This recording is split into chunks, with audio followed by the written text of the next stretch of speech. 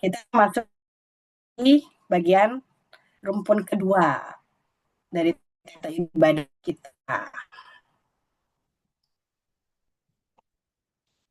Nah, rumpun kedua, pelayanan firman. Kalau Bapak Ibu lihat tata ibadah, biasanya mohon maaf lah ya, kadang-kadang tata ibadah dari sinode juga tidak konsisten.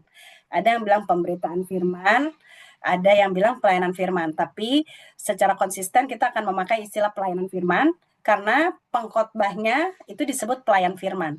Jadi untuk konsisten kita akan pakai istilah pelayanan firman. Nah, dalam rumpun ini rumpunnya pendek sebetulnya.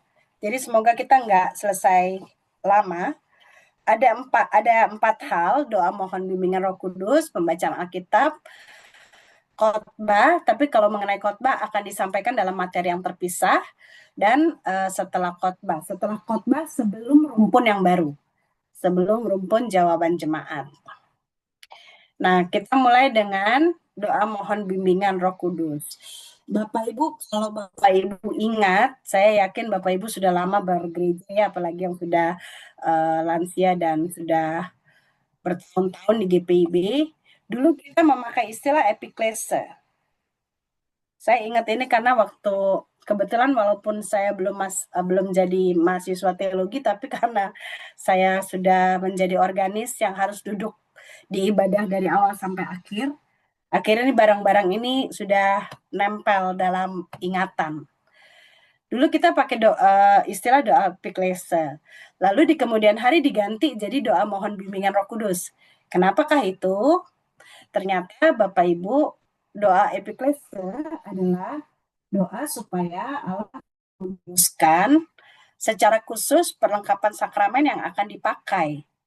Jadi rupanya memang ini doa mohon Roh Kudus turun, Roh Allah turun, menaungi pemberitaan firman, tapi secara khusus untuk menguduskan alat-alat sakramen, khususnya perjamuan yang akan dilaksanakan setelah pemberitaan firman. Jadi dia diucapkan sebetulnya khusus sebelum pelaksanaan sakramen perjamuan. Rupanya begitu Bapak Ibu. Nah, di Katolik ini masih berlaku karena mereka menerapkan pemberitaan firman ataupun sakramen komuni itu sebagai satu kesatuan.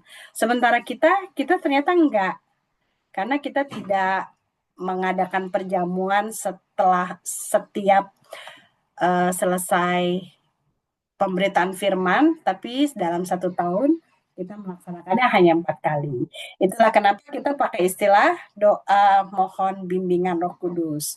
Nah, dari istilahnya, doa mohon bimbingan Roh Kudus ini lebih menjelaskan isi dari doa. Isinya adalah pertama, minta hikmat dan pengertian. Kenapa? Karena kita mengaku sepinter-pinternya kita dalam membaca kata di dalam Alkitab, mau bahasa apapun yang kita baca, kita rasa kita bisa baca, mau bahasa Indonesia, bahasa daerah, bahasa asing. Tapi kalau tidak ada hikmat dan pengertian dari Roh Kudus, kita tidak akan mengerti apa yang disampaikan. Jadi yang pertama diminta adalah hikmat. Lalu yang kedua, firman Tuhan itu tidak hanya sampai bisa dibaca, dimengerti, tapi harus dilakukan. Nah, untuk melakukan firman Tuhan, kita perlu keberanian dan kekuatan. Kita tahu mana yang benar, tapi kalau nggak berani melakukannya sama aja. Kita tahu mana yang baik, tapi kalau kita tidak punya kekuatan untuk melakukan itu, ya sama aja. Karena itu isinya doa mohon bimbingan Roh Kudus, intinya adalah tentang minta hikmat dan minta keberanian untuk melakukan tepat seperti yang difirmankan. Diucapkan sebelum membaca Alkitab. Sebagai catatan, ini termasuk catatan buat saya juga, doa mohon bimbingan Roh Kudus itu nggak usah panjang-panjang sebetulnya. Tapi kalau saya secara pribadi, ini sebagai penjelasan, saya menghargai paduan suara yang menyanyi sebelum doa mohon bimbingan Roh Kudus, bukan dengan memberi mereka apresiasi dalam bentuk tepuk tangan, tapi biasanya apa yang mereka nyanyikan itu menjadi pengantar dalam doa saya. Begitulah cara saya menghargai, mendukung nyanyian yang dinyanyikan oleh paduan suara sebelum doa mohon bimbingan Roh Kudus. Biasanya itu juga bisa jadi pengantar untuk masuk. Karena itu kan sebetulnya jembatan antara tata ibadah dengan khotbah, lalu di tengah-tengahnya ada realitas kehidupan manusia yang dinyanyikan oleh paduan suara. Nah, itu yang menjadi inspirasi saya untuk masuk dalam doa mohon bimbingan Roh Kudus. Tapi tetap setelah itu jangan kemana-mana juga, karena biasanya doa mohon bimbingan Roh Kudus itu dia bisa kembali diisi dengan doa pengakuan dosa, kami tidak layak, gitu, mohon ampun. Nah, itu kan tadi udah di pengakuan dosa dan berita anugerah. Lalu nanti juga harus dibatasi, jangan doa mohon bimbingan Roh Kudus, tapi sudah masuk ke doa syafaat. Ya, itu juga tidak pada tempatnya. Jadi doa mohon bimbingan Roh Kudus isinya hanya ini. Nah, beberapa contoh, ini contoh dari Alkitab. Aslinya doa mohon bimbingan Roh Kudus itu diambil dari pengalaman, ini Bapak Ibu tahu, Samuel muda ketika dia mendengar panggilan Tuhan. Waktu itu dia Samuel muda ini ada di 1 Samuel 3, masih kecil, dia tinggal di rumah Tuhan bersama dengan Imam Eli, lalu ada suara yang memanggil. Dia pikir Imam Eli yang memanggil, tapi ternyata bukan. Jadi begitu Imam Eli tahu bahwa Samuel dipanggil Tuhan, lalu Imam Eli mengatakan, kalau nanti dia panggil lagi, kau bilang begini ya, berfirmanlah sebab hambamu ini mendengar. Nah, biasanya ini dia. Ini kan kutipan asli dari teks Alkitab. Jadi Bapak Ibu, kalau kita mau berdoa memakai rumusan ini, sebaiknya pakailah ini apa adanya, nggak usah ditambah-tambah. Berfirmanlah ya Tuhan, sebab hambamu ini mendengar dengan segala ketaatan dan rendah hati, nggak usah. Maksudnya kalau memang itu dari Alkitab, kutiplah, katakanlah sesuai dengan apa yang tertulis. Supaya ketika kata-kata ini masuk dalam memori jemaat atau memori kita dan dipakai dalam konteks yang lain, jemaatnya tidak tersesat. Masalahnya itu adalah kita seringkali menambah-nambahi atau mengurang-ngurangi ayat Alkitab sehingga itulah yang diingat orang. Dan itu nggak baik. Lalu ini yang kedua ini contoh doa mohon bimbingan Roh Kudus. Ini zaman saya jadi organis ini udah ada. Di dalam terangmu kami melihat terang, dalam kebenaranmu kami menemukan, dan seterusnya. Ini diambil dari Mazmur. Nah, Mazmur itu, di dalam Mazmur itu banyak Bapak Ibu, bertebaran itu doa mohon bimbingan Roh Kudus. Mazmur 119 itu juga banyak. Beritahukanlah aku jalanmu dan seterusnya. Itu bisa dijadikan doa mohon bimbingan Roh Kudus. Yang pasti kalau itu kutipan dari Alkitab, bacalah sesuai ayatnya. Atau ini juga ada nih. Ini terkenal sekali. Kayaknya ini bukan dari Alkitab. Diamkanlah semua suara dalam hati kami kecuali suara Tuhan. Ini juga doa mohon bimbingan Roh Kudus. Bisa dibikin sendiri? Bisa. Tapi intinya adalah kita mau mendengar suara Tuhan. Lalu, nah ini dia yang menjadi catatan. Termasuk pelayan 3 yang akan membaca kitab. Mohon maaf Bapak Ibu, khususnya penatua, diakan, tidak dibenarkan berlalu lalang pada saat berdoa. Jadi jangan mentang-mentang doa itu orang pada tutup mata, itulah saat kita gerasak-gerusuk. Enggak gitu. Kita juga butuh berdoa. Jadi sebaiknya pergantian pelayan dari P2 ke P3 itu dapat dilakukan sebelum doa mohon bimbingan Roh Kudus. Pada waktu jemaat dipersilahkan duduk, kan mestinya sebelum ini kalau tidak ada paduan suara kan amanat hidup baru, perintah hidup baru. Perintah hidup baru jemaat dalam posisi berdiri, lalu nyanyian kemuliaan, setelah itu kan jemaat dipersilahkan duduk. Nah, itulah saat kalau mau mengadakan pertukaran ya di situ. Jemaatnya duduk, pelayannya bertukar. atau setelah doa, pelayan firman akan mengajak jemaat untuk berdiri. Nah, disitulah saat yang tepat untuk bertukar. Jadi waktu jemaat berdiri, P2-nya dan P3 bertukar tempat, atau kalau P2-nya sudah duduk, pada waktu selesai amanat hidup baru, perintah hidup baru, P3-nya boleh naik, mengambil tempat, bersiap-siap. Tapi saran saya, jangan berlalu lalang, gerasak-gerusuk pada saat orang berdoa. Bukan masalah Tuhan melihat, ya Tuhan melihat lah ya. Tapi kan kita juga perlu berdoa toh. Jadi sebetulnya ibadah itu dinikmati saja. Tidak ada yang perlu dilakukan gerasak-gerusuk, sambil-sambil dinikmati saja. Lalu pembacaan Alkitab.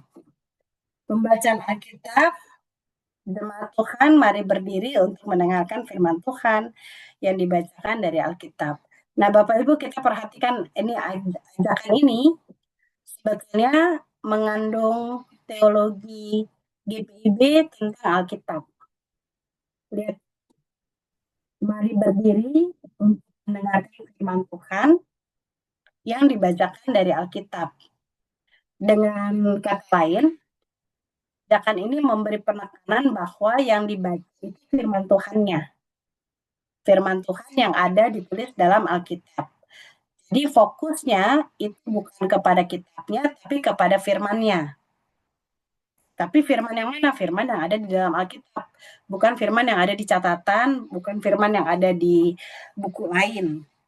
Tapi kalau kita perhatikan ajakan ini, kita diajak untuk fokus kepada apa yang Tuhan mau sampaikan. Firman Tuhannya yang dibacakan dari Alkitab. Jadi kesaktiannya itu bukan pada bukunya, bukan pada kitabnya, tapi pada firman yang dibacakan. Nah, awalnya, ini Bapak Ibu, saya ajak kita lihat ke sejarah. Gereja-gereja itu memberi perlakuan khusus terhadap pembacaan Injil. Karena dari Injilah kita mengenal keselamatan di dalam Kristus. Jadi sebetulnya pembacaan Injil itu awal mulanya dibedakan, termasuk di GPIB. Ini sebagai perbandingan ini saya ambil dari tata ibadahnya GKI sama Calvinis. Di nomor 12, pelayanan firman, doa pelayanan firman, lalu mereka memakai pembacaan Alkitab leksionari, ada dari satu perjanjian lama, lalu ada Mazmur yang dinyanyikan, ini keren banget mereka mengubah Mazmur itu, lalu ada surat rasuli, dan terakhir Injil. Pada waktu pembacaan Injil, jemaatnya diundang untuk berdiri. Memang sih tidak di semua GKI ternyata. Jadi waktu saya bawa ini di pembinaan di GKI Jateng, ternyata beda dengan GKI Jabar. Kalau GKI Jabar mereka berdiri. Tapi yang pasti terlihat bagaimana gereja itu memperlakukan Injil secara berbeda. Perjanjian lama, pembacaan kitab dari perjanjian lama duduk, Mazmur dinyanyikan, surat rasuli duduk, surat-surat Paulus, surat-surat yang lain. Lalu begitu Injil, mereka berdiri. Kalau dari tata ruang, ini salah satu gereja yang waktu kami kuliah, kami suka masuk di sini, ini gereja Anglikan, Saint Paul di London. Sebetulnya gerejanya depannya tuh begini Bapak Ibu, ini altarnya, ini depan gerejanya. Tapi ternyata ketika mau membacakan Injil, ada petugasnya, saya juga nggak ngerti ya, ada petugasnya apa namanya, apa jabatannya saya nggak tahu juga, saya nggak nanya waktu itu, saya cuma lihat. Ternyata dia pergi ke mimbar yang dikhususkan untuk pembacaan Injil. Jadi walaupun ini depannya begini, terus dia pergi ke mimbar yang dikhususkan untuk pembacaan Injil. Kenapa Injil dikhususkan? Karena yaitu kita menjadi Kristen itu karena pemberitaan Injil. Kitab-kitab yang lain adalah pendukung dari pengetahuan kita akan Allah. Jadi Injil itu sebetulnya mendapat perlakuan yang berbeda. Nah, di GPIB, ini yang saya bilang, dulu waktu saya masih jadi organis, itu sekitar tahun 90-an, Bapak Ibu masih ingatkah rumusan ini? Jemaat Tuhan mari berdiri untuk menyambut pembacaan Injil Tuhan kita Yesus Kristus. Bisa haleluya, bisa maranatha, bisa hosiana, tergantung kalender liturginya. Lalu pelayan tiganya membacakan Injil ditutup dengan Kolose 3 ayat 16. Hendaklah perkataan Kristus tinggal dengan limpahnya di antara kamu dan ucapan syukur kepada Allah. Dulu bukan dengan limpahnya ya, ini udah terjemahan kedua. Yang pertama itu, hendaklah perkataan Kristus dengan segala kekayaannya tinggal di antara kamu, ucapan syukur kepada Allah. Jadi kalau dilihat dari sini, Bapak Ibu, dari tata ibadah kita, yang berbeda adalah ketika membacakan Injil, jemaatnya berdiri. Lalu setelah pembacaan Injil ditutup dengan perkataan ini, hendaklah perkataan Kristus. Karena Injil itu asumsinya adalah perkataan Kristus. Hendaklah perkataan Kristus tinggal dengan limpahnya di antara kamu, dan jemaat menyambut dengan doksologi. Ini namanya doksologi, Bapak Ibu. Nyanyian kemuliaan yang singkat. Kalau bukan Injil, acaranya jadi begini. Acaranya tuh jadi sederhana ini. Jemaat Tuhan, pembacaan Alkitab diambil dari waktu itu pembacaan kitab tuh kita tidak berdiri. Dulu ini sebelum tahun 90-an. Lalu pelayan tiganya membacakan Alkitab, haleluyanya setelah pembacaan Alkitab. Haleluya, maranatha, hosiana itu setelah membaca Alkitab. Saya ingat sekali waktu mulai diperkenalkan tradisi pembacaan Injil yang berbeda, ini pembacaan Alkitab orang salah tingkah, ada yang berdiri, ada yang duduk, ada yang berdiri, ada yang berduduk. Terus ribut lagi. Kalau gitu kisah para rasul itu Injil apa bukan? Itu kan ditulis oleh Lukas, dibilang. Jadi sempat jadi keributan tuh. Kalau saya dalam hati mau berdiri, mau duduk, tetap aja posisi saya di organ. Jadi saya tetap duduk. Saya nggak ikut keributan itu. Tapi rupanya ini kita pernah mengalami ini. Sampai akhirnya di GPIB memandang semua firman Tuhan di dalam Alkitab memiliki kedudukan yang sama. Sama-sama firman Tuhan. Jadi nggak perlu dibedakan. Nah, berdasarkan pendapat ini, maka rumusan pembacaan firman Tuhan jadilah seperti sekarang kita tahu. Ini ya, semua pembacaannya, firman Tuhan, mari berdiri untuk menyambut firman Tuhan yang dibacakan dari Alkitab. Haleluya, Kak, maranatha, hosiana. Lalu pelayan tiga membaca Alkitab, pelayan firmannya menutup dengan rumusan yang seharusnya diucapkan setelah pembacaan Injil. Karena itu ada modifikasi. Aneh kan? Yang mestinya hendaklah perkataan Kristus menjadi hendaklah firman Tuhan tinggal dengan limpahnya di antara kamu. Padahal sejarah liturgi menuliskan atau mencantumkan ayat ini bukan sembarangan, tapi karena mereka mau menekankan perkataan Kristus yang dibaca dari Injil. Lalu jemaat menyambut dengan doksologi. Jadi ini adalah hasil dari pemerataan yang dilakukan oleh GPIB. Jadi sebetulnya Bapak Ibu, ini bukan masalah firman Tuhan itu sama, ya, sama-sama Alkitab sebagai satu keutuhan. Tapi yang saya mau bilang, rumusan ini tidak terlepas dari sejarah bahwa orang menjadi Kristen itu pertama-tama karena Injil, gitu. Itu yang pertama. Ini bukan karena semua firman Tuhan itu sama, tapi ini karena pembacaan Injil. Lalu terjadilah modifikasi ini. Tapi saran saya begini, Bapak Ibu, di GPIB itu khususnya tentang tata ibadah, kita punya kesepakatan begini, tata ibadah terbaru itu tidak dengan serta-merta menyalahkan yang lama. Jadi kalau Bapak Ibu perhatikan di tata ibadah Paskah kemarin, perjamuan yang Jumat Agung kemarin, tata ibadah dari Sinode itu memakai tata ibadah tahun 80. Kenapa begitu? Karena memang tata ibadah tahun 2010, 2015 tidak dengan serta-merta membatalkan apa yang sudah pernah ada sebelumnya. Jadi ini bisa dipakai. Jadi rumusan-rumusan ini Bapak Ibu saya mau bilang begini. Rumusan pembacaan Injil ini bisa dipakai begini. Lalu pembacaan rumusan yang bukan Injil ini bisa dipakai di ibadah yang lebih sederhana. Misalnya ibadah keluarga, ibadah unit-unit misioner, bisa kita pakai rumusan ini. Tapi tetap kita berdiri. Pembacaan Alkitab diambil dari mana, lalu haleluya dan ini dinyanyikan setelah pembacaan Alkitab, tapi doksologinya tidak. Karena pemahaman kita, tata ibadah terbaru tidak dengan serta-merta membatalkan yang lama. Mungkin beda dengan tata gereja. Kalau tata ibadah, kita berjalan maju. Tidak menganulir yang belakang, tapi tetap jalan. Nah, ini yang paling umum yang kita laksanakan. Jadi ini asal mulanya, rumusan ini asal mulanya dari pembacaan Injil. Tapi karena GPIB bilang semua firman Tuhan itu sama, ya sudahlah. Jadi, haleluya, Maranatha, Hosiana ini taruh di depan, pembacaan Alkitab, lalu Kolose 3 ayat 16 ini dimodifikasi. Kalau bacaannya dari Injil, dia tetap pakai perkataan Kristus.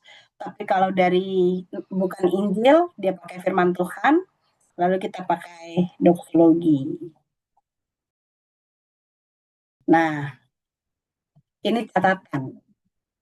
Ini masih ada orang ngeributin. Pembacaan Alkitab atau firman Tuhan pada hari ini diambil, bukan terambil. Tapi mohon maaf, tata ibadah dari Sinode juga suka menuliskan terambil. Pemahamannya gini Bapak Ibu, menurut kaidah bahasa Indonesia, awalan ter pada kata ambil menunjukkan bahwa ayat Alkitab yang mau kita baca itu seolah-olah nggak sengaja. Seolah-olah kita buka, muncullah ya itu terambil, nggak sengaja. Padahal kan kita tahu kalau di GPIB nggak ada ceritanya kita buka Alkitab, apa yang kebuka itu yang kita baca gitu kan. Di GPIB kan semuanya sudah diatur. Ayat yang mau kita baca, sudah kita pilih, sudah kita persiapkan. Jadi itu bukan terambil tapi diambil. Pembacaan Alkitab atau pembacaan firman Tuhan diambil. Tapi ada pendapat lain yang mengatakan kalau pakai awalan ter tuh kelihatan lebih puitis gitu. Lebih berkelas. Jadi kayaknya kalau terjemahan bahasa Inggris the reading will be taken from gitu, dibuat apa ya, dibuat pasif supaya terdengar lebih berkelas. Tapi sebetulnya begini duduk perkaranya.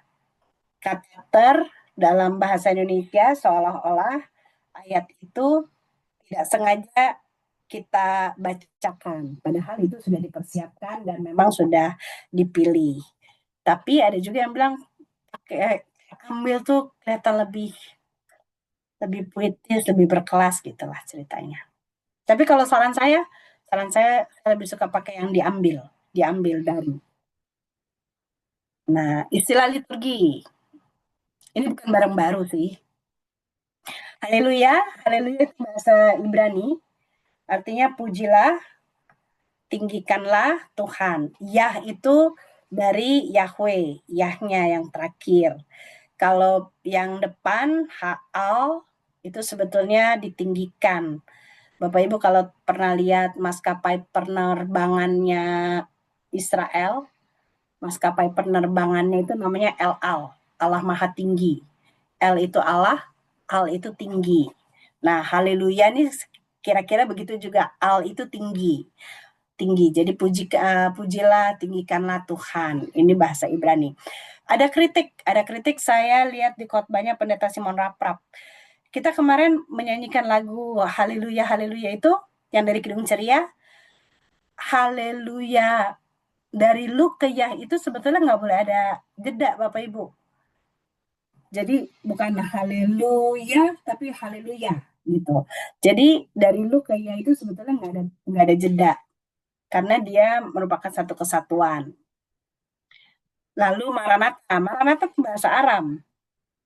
Bahasa Aram yang artinya Tuhan datanglah. Tapi memang dalam penerjemahannya ada yang bilang Tuhan datanglah atau kami datang. Tuhan ini kami datang atau Tuhan kami datanglah. Tapi yang pasti Maranatha itu intinya adalah kita mengharapkan kedatangan Tuhan. Nah, istilah Maranatha ini dia berkembang khususnya di jemaat mula-mula yang masih sangat serius menantikan kedatangan Tuhan Yesus. Jadi karena mereka itu masih dekat dengan janji bahwa Yesus yang kalian lihat naik akan kembali seperti itu, maka mereka menantikan sekali kapan Yesus kembali lagi seperti yang mereka lihat dia naik. Itulah kenapa istilah atau panggilan datanglah Tuhan itu sangat diimani sebagai pengharapan bahwa Yesus akan segera datang kembali seperti dia naik. Kalau Hosiana ini bahasa Ibrani, dia berangkat dari pengharapan orang Israel akan kedatangan Mesias yang akan menyelamatkan. Jadi kalau Bapak Ibu lihat, Hosiana ini sudah ada di Perjanjian Lama, di Mazmur berapa ya? 118 kah? Jadi Hosiana ini adalah seruan dari bangsa Israel yang menantikan Mesias untuk menyelamatkan mereka. Jadi artinya tolong selamatkan kami. Nah, Hosana ini atau Hosiana ini diserukan oleh orang-orang Israel pada waktu Yesus masuk ke Yerusalem. Mereka sambil melambai-lambaikan daun palem, sambil juga menyerukan ini, Tuhan selamatkan kami, Hosana. Itulah kenapa Maranatha dinyanyikan pada minggu-minggu Advent sebagai nyanyian liturgis yang mengharapkan kedatangan Kristus kembali, sementara Hosiana dinyanyikan di masa Prapaskah sebagai seruan untuk diselamatkan Tuhan. Itu latar belakangnya begitu. Jadi Maranatha dinyanyikan di Advent karena dia berkaitan atau dia lahir dari pengharapan jemaat mula-mula akan kedatangan Kristus, sementara Hosiana dinyanyikan di masa Prapaskah sebagai kontribusi dari pengharapan Israel terhadap Mesias yang menyelamatkan. Doksologi itu bahasa Yunani. Pujian singkat kepada Allah. Jadi biasanya doksologi itu cuma 1-2 kalimat. Kepadamu puji-pujian, lalu di akhir doa Bapa kami itu juga namanya doksologi. Karena engkaulah empunya kerajaan dan kuasa dan kemuliaan, itu juga namanya doksologi. Kalau Kyrie eleison, ini bahasa Yunani. Kyrie itu Tuhan, Tuhan kasihanilah. Kyrie eleison. Kalau Gloria itu bahasa Latin yang artinya pemujaan atau pemuliaan. Nah, dalam liturgi, Bapak Ibu, doksologi itu pujian singkat. Tapi kalau yang lengkap itu biasanya Gloria. Nyanyian kemuliaan yang 4 bait, itu dibilang Gloria Patri, Gloria besar. Kenapa? Karena ada 4 bait. Sisanya, Gloria yang kecil-kecil itu disebut Gloria yang biasa, Gloria biasa.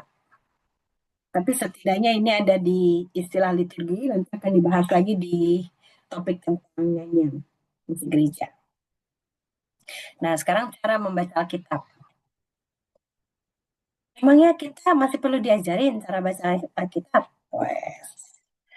Pertama, cara baca Alkitab itu bisa dibacakan oleh seluruhnya oleh pelayan 3. Pelayan 3 itu bisa penatua, bisa diaken. Dia bisa bacakan. Kalau dibacakan seluruhnya oleh perwakilan jemaat. Kalau hut-hut pelkat atau mungkin ada acara khusus dibacakan oleh jemaat. Kalau di ibadah keluarga dibacakan oleh keluarga, itu bisa. Karena pemahamannya Alkitab itu harus bisa dibaca oleh semua orang. Itu pemahamannya, Alkitab harus bisa dibaca oleh semua orang. Jadi semuanya boleh baca Alkitab dengan catatan kalau dalam ibadah umat, ibadah jemaat harus dipersiapkan. Walaupun dibilang boleh dibaca oleh semua orang, ntar kita nggak persiapan main tarik-tarik orang, terus dia baca salah-salah jadi ketawa-ketawaan. Nah, bisa juga gini, dibacakan gilir ganti. Khususnya yang berbentuk syair, yang tercetak ke dalam dan keluar. Kita sepakat Bapak Ibu, kalau bisa kita pakai istilahnya yang sama. Tercetak, bukan menjorok. ada yang pakai menjorok keluar, menjorok ke dalam. Kita nggak jorok-jorokan di sini. Kita tidak sedang lagi jorok-jorokan. Yang tercatat keluar dan yang ke dalam. Lalu bergantian dapat dilakukan berdasarkan tokoh yang ada dalam bacaan. Misalnya di Lukas 2, waktu malaikat datang memberitahu kepada Maria bahwa dia akan mengandung dan melahirkan juru selamat. Di situ ada 3 tokoh.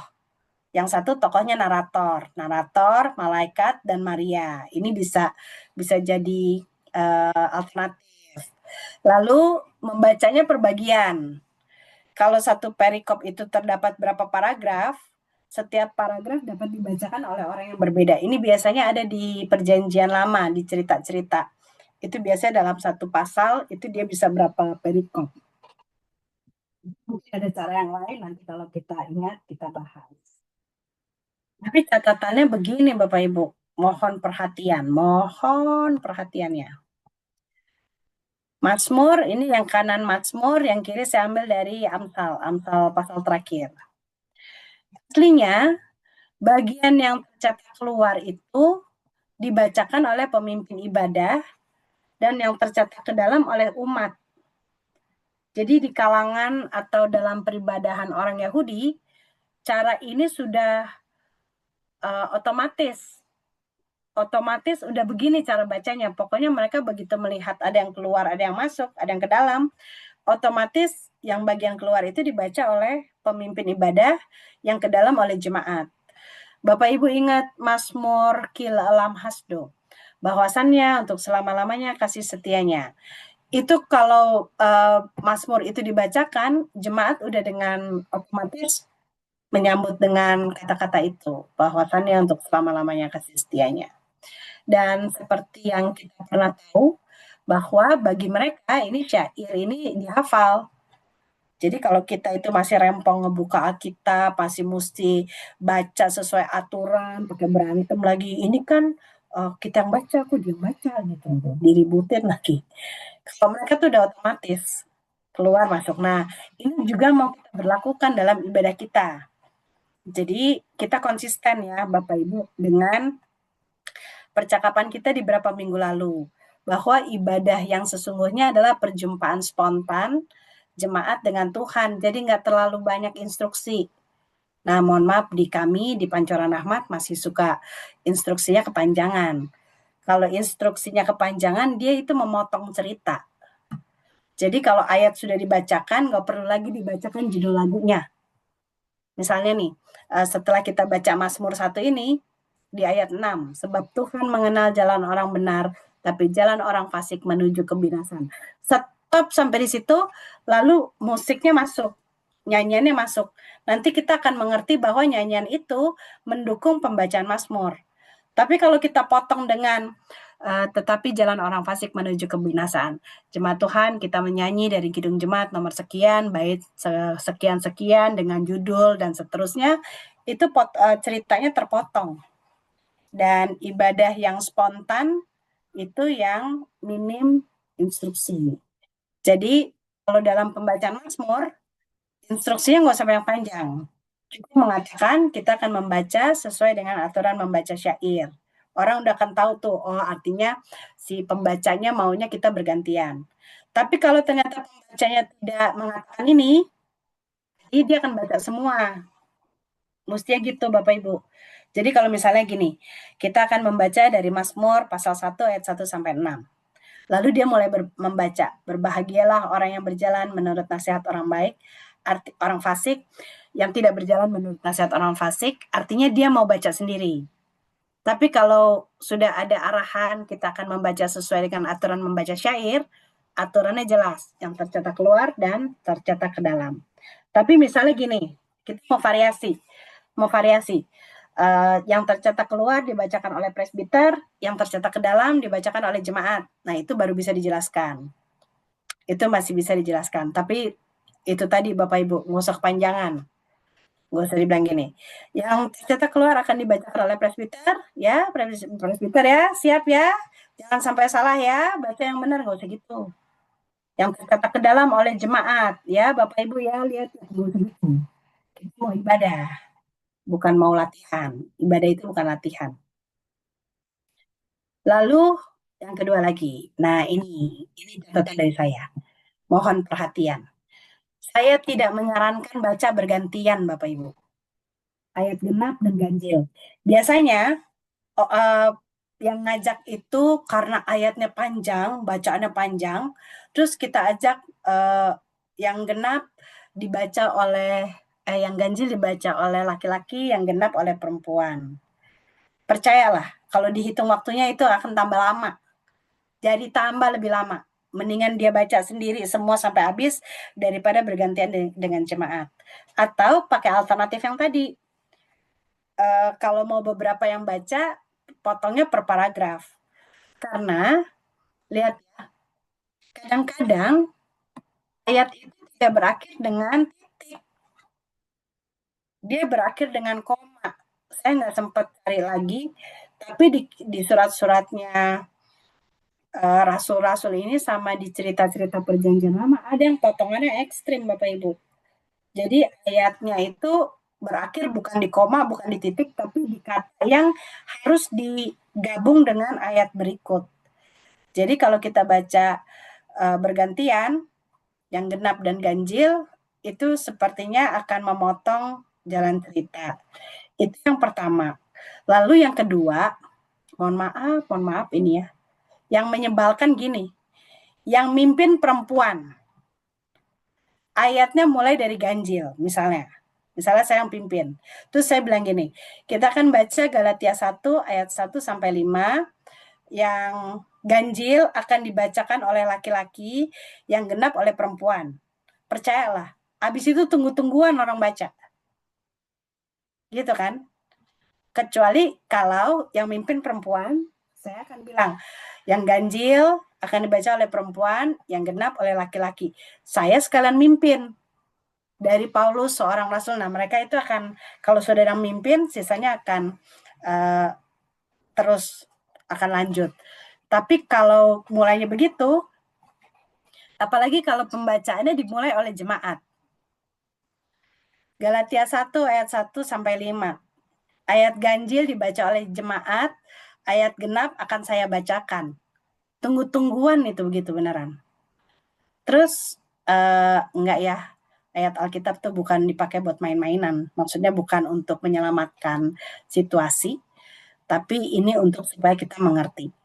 Jadi sebaiknya saya tidak menyarankan dibaca bergantian, genap dan ganjil, kecuali bacanya tercetak keluar, tercetak ke dalam, baca sesuai bagian, atau dibagi per bagian-bagian bacaan. Karena kalau dibagi begini nih, yang niatnya untuk supaya cepat, percayalah, malah tambah lama. Nah, ini habis ini khotbah ada materi itu sendiri Bapak Ibu ya, nanti kita akan lanjut di ruang bina topik khotbah. Nah, setelah khotbah ada 3 hal. Setelah khotbah ada 3 hal. Yang pertama saat hening. Saat hening itu sebetulnya tanpa diiringi musik. Karena ini kesempatan setiap orang untuk meresapi firman Tuhan secara pribadi. Jadi 1-2 menit, tapi mohon maaf ya kadang-kadang saya juga nggak sabar. Saya juga nggak lihat ini udah 1 menit atau 2 menit gitu. Tapi biasanya kan ini kerjasama dengan pemusik. Jadi pemusik nggak apa-apa, kasih waktu 1-2 menit. Tapi ada nggak yang diiringi musik? Nanti kita lihat. Sebaiknya tidak. Saat hening is hening. Kecuali kalau dia bilang saat teduh. Kalau saat teduh masih bisa diiringin musik, tapi kalau nama saat hening, hening is hening, tidak ada musiknya. Nyanyian jemaat. Nah, nyanyian jemaat ini kenapa ditulis fakultas? Karena ada 2 pemahaman Bapak Ibu. Nyanyian jemaat yang diletakkan setelah khotbah itu bisa berupa respon jemaat, tapi juga bisa jadi khotbah yang dinyanyikan. Bedanya nanti, kalau misalnya nyanyian ini menjadi khotbah yang dinyanyikan, artinya dia harus benar-benar sejiwa dengan khotbahnya, bukan merespon khotbah. Jadi misalnya kalau di Gita Bakti itu rubriknya rubrik perintah hidup baru, itu semuanya khotbah yang dinyanyikan. Misalnya dari Amsal, bacaannya dari Amsal, lalu nyanyian yang dinyanyikan, khotbah yang dinyanyikan itu misalnya, "Hai dengarlah anakku, hai dengarlah anakku, nasihat yang diberikan orang tuamu," itu khotbah yang dinyanyikan. Tapi kalau responnya, kalau nyanyiannya berbentuk perenungan, itu dia sudah menjadi jawaban jemaat. Jadi ini memang tingkat kesaktian khusus Bapak Ibu. Untuk menempatkan ini nyanyian ini khotbah yang dinyanyikan atau dia jawaban jemaat. Tapi maksud saya gini, Bapak Ibu nggak usah panik kalau ada tata ibadah yang kok ini habis khotbah nyanyi, tapi kok tata ibadah yang lain habis khotbah jawaban jemaat baru nyanyi gitu. Nah, cara berpikirnya begitu Bapak Ibu. Kalau khotbah habis itu nyanyian, artinya itu adalah khotbah yang dinyanyikan. Tapi kalau khotbah jawaban jemaat baru nyanyian, artinya nyanyian itu berupa respon. Begitu ya. Nanti ini akan ada materi binanya tentang nyanyian ibadah. Ini kita lanjut nanti. Yang terakhir, sakramen. Sakramen itu nempel dengan khotbah. Sakramen kita kenal ada 2 sakramen, baptisan dan perjamuan. Sekarang kita menyebutnya gini, kalau sudah sakramen artinya baptisan dan perjamuan. Tapi kalau tidak ada sakramen, artinya kita menyebutnya baptisan kudus dan perjamuan kudus. Kalau sakramen perjamuan, baptisan kudus atau perjamuan kudus itu pemborosan Bapak Ibu. Sakramen itu sudah merupakan sesuatu yang kudus, yang kudus itu sudah melambangkan, menggambarkan sakramen. Jadi sakramen baptisan dan perjamuan ditempatkan setelah khotbah karena dia satu kesatuan karya Kristus dalam bentuk firman yang kelihatan. Jadi kalau firman khotbah itu firman yang disuarakan, yang disampaikan. Kalau baptisan dan perjamuan kudus itu dia firman yang kelihatan. Jadi dia nempel. Nah, antaranya jedanya itu dari khotbah ke sakramen bisa dibatasi dengan saat hening bisa, dengan musik bisa. Kenapa dengan musik bisa? Semoga musiknya itu mengantar suasana masuk ke sakramen. Tapi yang pasti pendetanya kudu napas dulu Bapak Ibu. Akan sangat ngos-ngosannya, akan sangat hosanya kalau dari sakramen, dari pelayanan firman, begitu amin, langsung kita dengarlah sekarang penjelasan perjamuan kudus misalnya.